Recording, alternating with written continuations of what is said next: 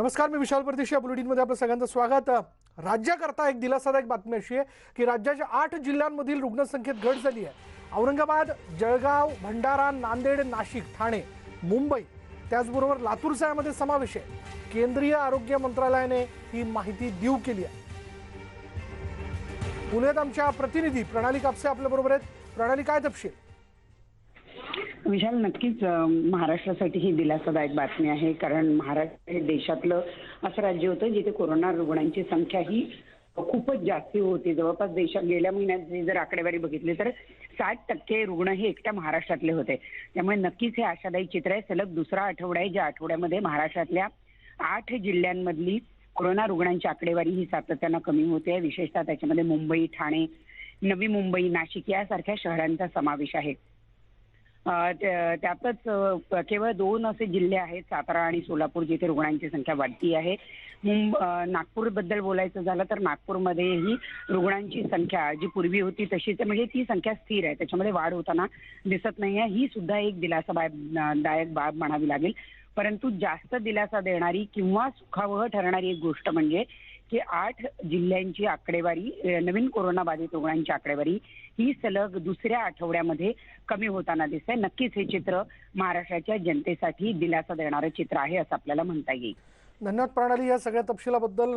राज्याकरता ही दिलासादायक बातमी आहे की राज्यातल्या काही भागांमध्ये जिथे खरं तर कोरोना रुग्णांची संख्या प्रत्येक दिवशी वाढताना दिसत होती, तिथे आता ही संख्या जी ती कमी होताना दिसते. पण तरीही आपल्याला गाफील राहून चालणार नाही. आपल्याला कोरोनाशी संबंधित त्रिसूत्रीचं पालन करणं फार आवश्यक ठरणार आहे. पुढे पाहूयात. 18 ते 44 वयोगटाच्या लसीकरणात अडचणी येताना दिसत आहेत. 26 मे पर्यंत लस देऊ शकणार नाही असं आता एकूण आरोग्य मंत्र्यांनी म्हटलेलं आहे. ज्येष्ठ नागरिकांसाठी 9 लाख लस मिळाल्या. ज्येष्ठ नागरिकांच्या 8 लाख लस संपलेल्या आहेत आणि 5 लाख लोकांना कोवॅक्सिन डोस मिळालेला नाहीये. अनेकांना याचा फटका बसू शकतो आणि यामुळे पहिल्या डोसचा काही एक उपयोग होणार नाही असं राजेश टोपेंनी म्हटलेलं आहे. तशी भीती त्यांनी व्यक्त केली आहे.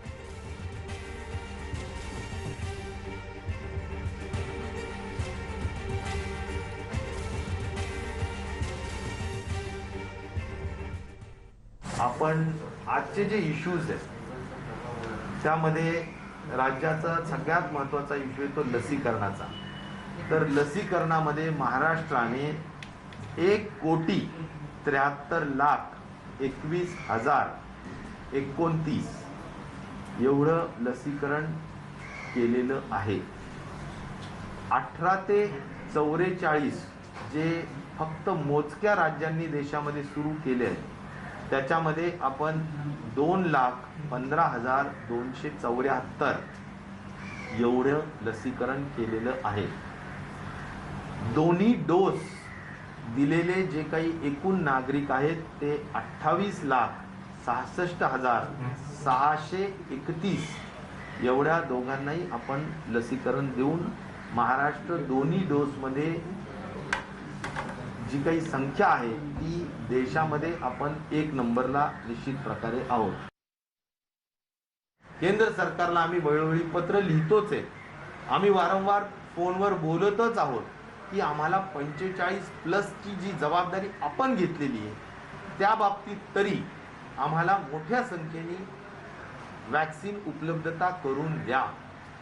खास करून कोवॅक्सिन या वॅक्सिनच्या साठी जवळजवळ 4 ते 5 लाख लोक यांना सेकंड डोस ड्यू झालेला आहे आणि म्हणून या डोसला तरी जसं आपण म्हणतो 60 दिवसाच्या वर जाऊ नये असं आता 42 दिवस, काहींना 45 दिवस होत आलेले आहेत. त्यामुळे त्यांना सेकंड डोस कोवॅक्सिनचा पाहिजे आणि तो कोवॅक्सिनचा पुरवठा हा केंद्र शासनाने, भारत सरकारने करणं क्रमप्राप्त आहे. आज पुण्यामध्ये आढावा बैठक घेण्यात आली आणि यावेळी उपमुख्यमंत्री आणि पुण्याचे पालकमंत्री अजित पवार यांनी बैठकीनंतर अनेक विषयांवर माहिती दिली. लसीकरणावरून राज्यामध्ये सध्या गोंधळाचं वातावरण निर्माण झालं आणि त्यामुळे काही ठिकाणी 45 वर्षांवरील दुसरा डोस घेणाऱ्यांनाच लस दिली जाणार असल्याचं उपमुख्यमंत्री अजित पवार यांनी म्हटलंय. आपण पहिल्यांदा हा दुसरा डोस जो काही पहिला डोस नागरिकांना दिला आणि दुसरा डोस वेळेमध्ये देण्याची गरज आहे आणि त्याच्यात आपल्याला थोडासा विलंब व्हायला लागला आहे. ते विलंब होऊ नये, ते लवकर व्हावं त्याच्याकरता आपण त्याला प्राधान्य देऊ. राज्यांना वेगळा दर आणि भारत सरकारला वेगळा दर असा करून चालणार नाही. त्याच्यामध्ये एकच दर असावा, कारण भारत सरकारला मला वाटतं 180 रुपयाला लस मिळाली. आम्हाला जो भारत बायोटेकवाल्यांनी दर दिलेला आहे तो 400 रुपये दिलेला आहे आणि सिरमचा दर मला वाटतं 300 रुपये आहे. म्हणजे 180, 300 आणि 400 अशी याच्यामध्ये तफावत आहे. तर त्या संदर्भामध्ये असं समक्षच मीटिंग झाली तर जास्त बरं होईल. तशा प्रकारचा प्रयत्न आदर पुनावाला आल्यानंतर आम्ही त्यांच्याशी चर्चा करून करू.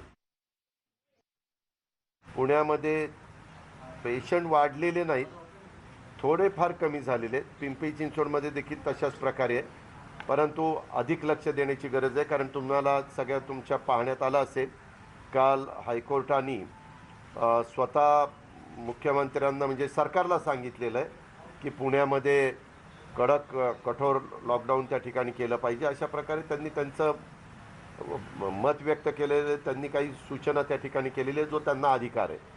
मला त्याच्या संदर्भामध्ये बोलायचं नाही जास्त.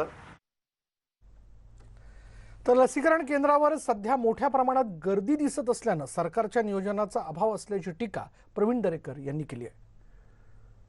पहिला त्या ठिकाणी लसी केंद्रावर गर्दी प्रचंड झाली, लस नव्हती. आता लसीकरण केंद्रावर लस उपलब्ध आहे, माणसं येत नाहीत. याचा अर्थ काय? याचा अर्थ नियोजनाचा पूर्णपणे लसी केंद्रावर बोजवारा उडालेला आहे.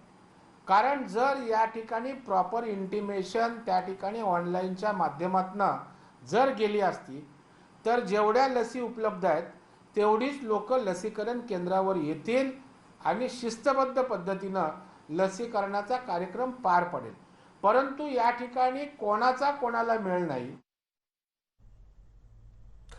शिवाय कोरोना आणि मराठा आरक्षण या प्रश्नावरती खरं तर काही कालावधीचं अधिवेशन बोलवा, 2 दिवसाचं अधिवेशन बोलवा अशी मागणी जी आहे ती विरोधी पक्ष नेते प्रवीण दरेकर यांनी केली आहे. समाजाच्या आरक्षण रद्द करण्यासंदर्भात सुद्धा या ठिकाणी सत्ताधारी पक्षाचं वेगळं मत आहे. ते आमच्यावर टीका भारतीय जनता पार्टीवर, देवेंद्र फडणवीस सरकारवर करतायत. आम्ही त्या ठिकाणी सरकारचा कसा निष्काळजीपणा, नाकर्तेपणा होता हे या ठिकाणी मीडियाच्या माध्यमातून सांगतोय. मला वाटतं विधिमंडळाच्या त्या ठिकाणी संविधानिक प्लॅटफॉर्मवर कोणाचं काय चुकलं याचं त्या ठिकाणी इत्यंभूत चर्चा व्हायला पाहिजे आणि मराठा समाजासमोर नेमकं कोणाचं काय चुकलं आणि भविष्यात काय करायला पाहिजे हे या ठिकाणी जायला पाहिजे. म्हणून अजितदादांना शक्यता वर्तवण्यापेक्षा माझी विनंती आहे की आपण 2 ते 3 दिवसाचं अधिवेशन घ्यावं. कोरोनाच्या पहिल्या लाटेत विदेशातील प्राणी संग्रहालयातल्या वाघांना तर दुसऱ्या लाटेत भारतातील प्राणी संग्रहालयातील सिंहांना कोरोनाची लागण झाल्याने केंद्रीय प्राणी संग्रहालयातील प्राधिकरण सतर्क झालंय. संपूर्ण भारतातील प्राणी संग्रहालयातील मार्जार कुळातील प्राण्यांची कोरोना चाचणी करण्याबाबतचे निर्देश त्यांनी दिलेत. हैदराबाद इथल्या प्राणी संग्रहालयातील 9 सिंहांना कोरोनाची लागण झाल्यानंतर नागपूरच्या महाराजबाग प्राणी संग्रहालयात देखील खबरदारी घेतली जाते आणि या संदर्भात महाराजबाग प्राणी संग्रहालयाचे व्यवस्थापक सुनील बावस्कर यांच्यासोबत बातचीत केली आहे आमचे नागपूरचे प्रतिनिधी तुषार कोहळे यांनी. कोरोनाच्या पार्श्वभूमीवर केंद्रीय प्राणी संग्रहालय प्राधिकरणाने प्राणी संग्रहालयातल्या प्राण्यांसंदर्भात काही गाईडलाईन्स दिलेल्या आहेत. त्या नेमक्या गाईडलाईन्स काय आहे आणि या संदर्भात प्राणी संग्रहालयाचे जे व्यवस्थापक आहेत ते नेमके काय करणार आहे हे आपण जाणून घेऊ. आपल्यासोबत सुनील बावस्कर सर आहे, जे महाराजबाग नागपूरचं प्रसिद्ध प्राणी संग्रहालय आहे तिथले इन्चार्ज आहे. सर, ज्या गाईडलाईन्स आलेल्या आहेत त्या नेमक्या काय आहे? गेल्या 1.5 वर्षापासून जेव्हापासून कोरोनाचा उद्रेक वाढलेला आहे तेव्हापासून चिडियाघर प्राधिकरण नवी दिल्ली यांच्याकडनं मार्गदर्शक तत्व वारंवार येत गेलेले आहे. त्यात महत्त्वाचं म्हणजे सोशल डिस्टन्सिंग, स्क्रीनिंग, डिसइन्फेक्शन याच्यावरच जोर आहे. त्या हिशोबानं जो काय आपल्याकडं कर्मचारी कार्यरत आहेत त्यांचं आपण रोज आल्यानंतर टेम्परेचर नोट डाऊन करतो. त्याच्या व्यतिरिक्त कोणाला लक्षणं वगैरे असतील तर त्यांना आपण सक्तीची रजा दिलेली आहे आणि जे लोक येतात त्यांना रोज आपण आपले ज्या ओव्हरऑल जे काय मार्गदर्शक तत्व आले ते सगळे आपण एकत्रित करून त्यांच्यासाठी गाईडलाईन बनवल्या आहे. त्या रोज सकाळी सगळ्यांना त्याचा पाढा वाचण्यात येतो. त्याच्यानंतर जे लोक हे जे सेन्सिटिव्ह प्राणी आहेत, वाघ वगैरे, बिबट वगैरे यांच्याजवळ जे जातात त्यांना सोशल डिस्टन्स त्या प्राण्यांपासून दूरच ठेवण्यात येते. जे काय आपण त्यांना खाद्य देतोय ते सगळं खाद्य आपण गरम पाण्यात धुवून आणि उकळलेल्या पाण्यात काढून निर्जंतुकीकरण करून देतोय इत्यादी पद्धतीनं. त्या हिशोबानं बायोसिक्युरिटीच्या हिशोबानं पुन्हा प्राणी संग्रहालयातले त्यांचे जे गणवेश आहेत, जे त्यांचे बुटं आहेत, जे ग्लव्ज आहेत, ते सगळे इथेच ठेवण्यात येतात. ह्या हिशोबानं आपण काळजी घेतो. मला एक सांगा की म्हणजे कोरोनाची लक्षणं आपल्याला बघितलं की हैदराबादमधलं जे प्राणी संग्रहालय तिथल्या प्राण्यांना आढळली, विशेष सिंहांना, वाघांना. तर आपल्या प्राणी संग्रहालयामध्ये जे प्राणी आहे म्हणजे वाघ असेल किंवा इतर प्राणी असेल, बेबट असेल, तर यांच्यामध्ये काही लक्षणं आढळली का असे? अद्याप तर तशी लक्षणं नाही आढळलेली, परंतु आपण आता क्लोज मॉनिटरिंगमध्ये प्राण्यांना ठेवलेलं आहे. रोज त्यांचं ऑब्झर्वेशन रेग्युलर करतो आपण, जेणेकरून त्यांना एखाद्याला जर काही कोरोनाची जी काय लक्षणं आहेत, सर्दी झाली, खोकला झाला किंवा त्या हिशोबानं जर टेम्परेचर वगैरे, तर त्या हिशोबानं टेम्परेचर तर डेली घेण्यात येत नाही, परंतु तरीही एक लक्ष देऊनच आहो सगळ्या प्राण्यांवर. आणि जर कोणाला काही लक्षणं आढळली तर मग आपण त्यांच्या टेस्ट करण्यासाठी प्रपोज करू.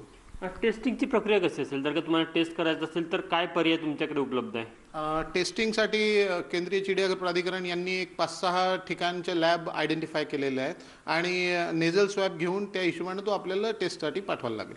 नेझल स्वॅब घेताना त्यांना बेहोश वगैरे करावं लागेल, ती प्रक्रिया कशी असेल? जे डिपेंड करते की प्राणी कोणत्या प्रकारचा. जसे आपण जे हातात वाढलेले आपले जे वाघ वगैरे आहेत त्यांना मला नाही वाटत की त्यांचं जर सॅम्पल घ्यायचं असलं तर त्यांना बेहोश करायला लागेल, परंतु जे असे प्राणी आहेत काही ज्यांच्यावर आदमखोर किंवा काय म्हणतात त्याला मॅनिटर असं ज्यांना ठरवलेलं आहे माणसांनी की हे तशा प्रकारचे प्राणी जे वन्य म्हणजे जंगलातनं आलेले आहेत किंवा त्या हिशोबानं ग्रोथ झालेले आहेत जंगलात, त्या प्राण्यांना बेहोश करूनच त्यांची घ्यायला लागेल. आणि बेहोश करणं म्हणजे ते स्वतःही एक धोकाच आहे त्यांच्या जीवाला, म्हणून मग आपण लक्षणं असल्यासच टेस्ट करू. तर सध्या तरी महाराजबागमध्ये कोणत्या प्राण्याला लक्षण नाही? अद्याप तर काही लक्षणं नाही कोणा. व्हिडिओ जर्नलिस्ट प्रशांत मोहितेसह तुषार कोढे, न्यूज 18 लोकमत, नागपूर. आणि यानंतर वेळ झाली का ब्रेकची. ब्रेक घेऊयात. पहा फक्त न्यूज 18 लोकमत. ब्रेकनंतर बातमी एका चिमुकल्याची. 7 महिन्याच्या मोहम्मद समद यानं कोरोनावर मात केली आहे. इतकंच नाही तर त्याच्या छातीमधील 15 सेंटीमीटरच्या ट्यूमरवर देखील यशस्वी शस्त्रक्रिया पार पडली आहे. वाडिया रुग्णालयातील डॉक्टरांनी ही कामगिरी करून दाखवली आणि हे ट्यूमर काढण्यासाठी जवळपास 5 तास शस्त्रक्रिया करण्यात आली. हा ट्यूमर जो हृदयाच्या आणि फुफ्फुसाच्या जवळ होता त्याला काढण्याचा मोठा निर्णय वाडियाच्या डॉक्टरांनी घेतला. 4000 एका बाळाला अशा पद्धतीने ट्यूमर होतो आणि त्यामुळे डॉक्टरांसमोर एक फार मोठं आव्हान होतं. दरम्यान याविषयी वाडिया हॉस्पिटलचे CEO डॉक्टर मिनी बोधनवाला यांच्याशी बातचीत केली आमच्या प्रतिनिधी सुस्मिता भदाणे पाटील यांनी. कोरोना काळामध्ये लहान मुलांना सांभाळणं फार कठीण आहे आणि अशामध्ये 7 महिन्याच्या बालकाला कोरोनातून मुक्त करत त्याच्यावरती एक यशस्वी अशी शस्त्रक्रिया वाडिया हॉस्पिटलमध्ये झाली. बोधनवाला जी आपल्यासोबत आहेत. मॅडम, कशा पद्धतीने ही एक वेगळ्या पद्धतीची केस होती आणि लहान मुलाला कोरोना झाला, त्यातनं तो बाहेरही पडला, संपूर्ण उपचार कसे झाले? समद एक 7 महीने का बच्चा मेल चाइल्ड हमारे पास आया. 2 महीने से उसे सांस लेने में तकलीफ हो रही थी, तो एज पर प्रोटोकॉल हमने टेस्ट किया तो बच्चा कोविड पॉजिटिव था और उसे एक ट्यूमर था which is known as teratoma. और as per the screening tumour लगभग बहुत बड़ा दिखाई दे रहा था, अप्रॉक्सीमेटली 15 सेंटीमीटर्स. तो फर्स्ट हमने क्या किया कि बच्चे को एडमिट कर लिया क्योंकि बच्चा बिहार से आया था और इमीडिएट ट्रीटमेंट चाहिए था उसे कोविड के लिए, क्योंकि ऑलरेडी उसे ट्यूमर था और कोविड के साथ उसकी सांस फूल रही थी. वो कोविड की ट्रीटमेंट करने के बाद हमने इस बच्चे को ऑपरेट किया ट्यूमर के लिए, लेकिन ये बहुत डिफ़िकल्ट ऑपरेशन था क्योंकि ये हार्ट के करीब था, इन्वॉल्वमेंट ऑफ एओर्टा भी था और लंग्स के करीब भी था. तो उस हिसाब से हमें हमारी कार्डियक टीम को भी रेडी रखा था साथ में, और दूसरा कार्डियक ओटी भी रेडी रखा था अगर कुछ हो और ज़रूरत हो इस बच्चे के लिए. और हमने देखा कि अभी 2 वीक्स से ये बच्चा ठीक है, वेंटिलेटर पे था आईसीयू में, लेकिन अभी बच्चा बिल्कुल ठीक है ऑन नॉर्मल रूम एयर और अच्छे से फीड्स भी ले रहा है मदर के पास से. तो ये एक हमारे लिए तो बड़ा है ये कोविड के टाइम्स में. तर आपण बघितलं एका लहान मुलानं कोरोनावरती मात करत कोरोनासारख्या एका गंभीर आजाराला त्याने हरवलं आहेच, परंतु अनेकांसमोर एक वेगळं उदाहरण ठेवलं आहे आणि वाडियामधल्या या शस्त्रक्रियेनंतर आता तो बाळ अगदी निरोगी आहे. सुस्मिता भदाणे, न्यूज 18 लोकमत, मुंबई. आणि यानंतर एक ब्रेकिंग न्यूज अशी आहे नागपूरवरनं की भिलाईवरून नागपूरला येणारे जे 4 टँकर होते ऑक्सिजन टँकर ते गुपचूप गुजरातमध्ये नेण्याचा कट जो आहे तो उघड झाला. 5 मेला 2 गोंदिया जिल्ह्यातील देवरी बॉर्डरवर पकडण्यात आले 2 टँकर आणि तर 6 मेला 2 टँकर औरंगाबाद जालना दरम्यान पकडण्यात आले. हे 4ही टँकर नागपूर प्रशासनाच्या ताब्यात आहेत. त्यांना गुजरातमध्ये नेण्याचा कट होता. आता एक क्षणाची ब्रेकिंग न्यूज आपण बघतोय. आमचे प्रतिनिधी तुषार कोहळे आपल्या बरोबर आहेत. तुषार, काय माहिती याबद्दल? विशाल, जर का बघायचं तर निश्चित अत्यंत धक्कादायक असा संपूर्ण प्रकार आहे. आज ज्या प्रकारे संपूर्ण देशामध्ये ऑक्सिजनची मागणी वाढलेली आहे त्यामुळे ऑक्सिजनला प्रचंड महत्व आलेलं आहे आणि गुजरातमध्ये देखील तीच परिस्थिती आहे. जर का विचार करायचा झालं तर भिलाईवरून नागपूरला रोज 110 मेट्रिक टनचा ऑक्सिजनचा पुरवठा होतो आणि रोज साधारण 7 ते 8 ऑक्सिजनचे टँकर हे नागपूरला येत असतात. मात्र 5 तारखेला एक गडबड अशी झाली की 5 तारखेला म्हणलं त्यातले 2 टँकर हे थेट गुजरातला जात असल्याचं लक्षात आलं. त्यांना देवडी बॉर्डर जे गोंदिया जिल्ह्यातले देवरी बॉर्डर आहे तिथं पकडण्यात आलं. जे ड्रायव्हर हे गुजरातला घेऊन जात होते त्यांना तिथे पकडण्यात आलं. त्यांच्याकडनं जी माहिती मिळाली त्यांनी सांगितलं की हे गुजरातला चालले होते. त्यानंतर 6 मेला देखील तशीच घटना घडली. 6 मेला म्हणजे जे त्यांच्यासोबत 5 तारखेला जे आणखी 2 टँकर निघाले होते त्यांना पाठलाग करून ते 6 तारखेला औरंगाबाद आणि जालना दरम्यान पकडण्यात आले. हे 4ही टँकर गुजरातला जात होते आणि गुजरात सरकारला तिथे ऑक्सिजनचा पुरवठा होणार होता. हे संपूर्ण जे 4ही टँकर होते खरं तर हे नागपूर प्रशासनाच्या हक्काचे टँकर होते, कारण की न्यायालयाच्या आदेशानंतर रोज नागपूरला भिलाई पॉवर प्लॅन्टमधनं 110 मेट्रिक टन ऑक्सिजनचा पुरवठा होत होतो आणि याची संपूर्ण जबाबदारी ही पॅराखान्या खासगी म्हणजे ट्रान्सपोर्ट व्यावसायिक यांना दिलेली होती आणि ते संपूर्ण या वाहतुकीचं मॉनिटरिंग करत होते आणि त्यांच्या हा संपूर्ण प्रकार लक्षात आला. सध्या या 4ही टँकरची स्थिती अशी आहे की 4ही टँकर सध्या नागपूर जिल्हा प्रशासनाच्या ताब्यामध्ये आहे आणि ते आता नागपूरला परत आणण्याची प्रक्रिया सुरू झालेली आहे. म्हणजे जे गोंदिया बॉर्डरवर पकडले होते ते 2 टँकर नागपूरला आलेले आहे, तर औरंगाबाद आणि जालना दरम्यान जिथे 2 टँकर पकडण्यात आले ते आता नागपूरला परत आणलं जात आहे. पण निश्चित अत्यंत धक्कादायक असा सगळा प्रकार आहे. तुषार, आपल्या बरोबर समन्वयक प्यारे खान देखील आहेत. प्यारे खान जी, ये जो वाकया हुआ है कि नागपुर के हक के ऑक्सीजन टैंकर गुजरात में ले जाने वाले थे, इस बारे में आप क्या कहेंगे? ये तो गलत कर रहे थे, उनको ज्यादा पैसे मिल रहे थे इसलिए वो वहाँ लेके जा रहे थे. लेकिन वो जैसे हमको पता चला, मेरी टीम भिलाई के पास गई तो वहाँ टैंकर दिखे नहीं हो.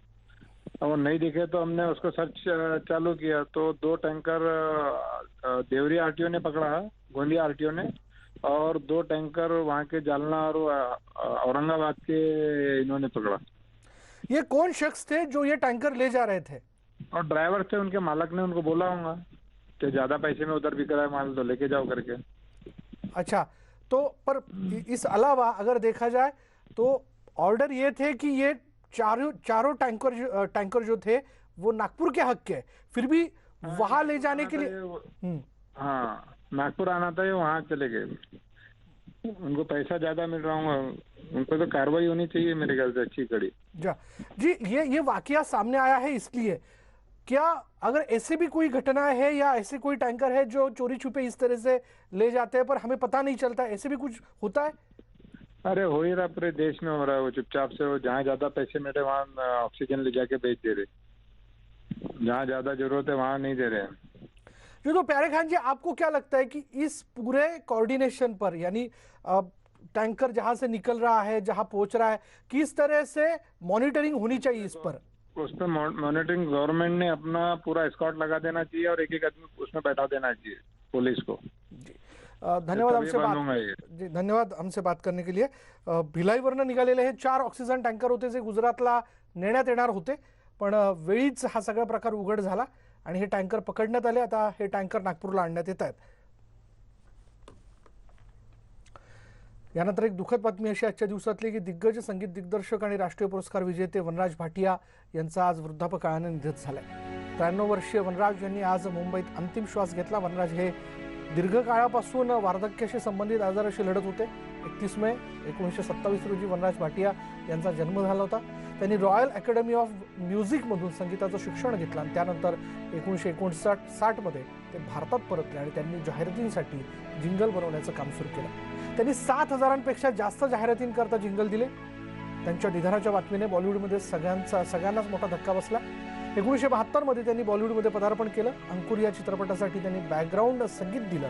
वनराज यांनी मंथन, भूमिका, जिनेबी दो यारो यासारख्या अनेक चित्रपटांसाठी पार्श्वसंगीत दिलंय.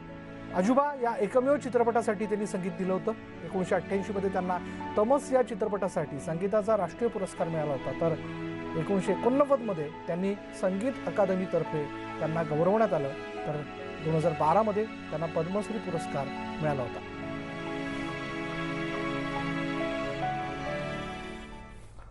वनराज भाटिया यांना न्यूज 18 लोकमतची आदरांजली.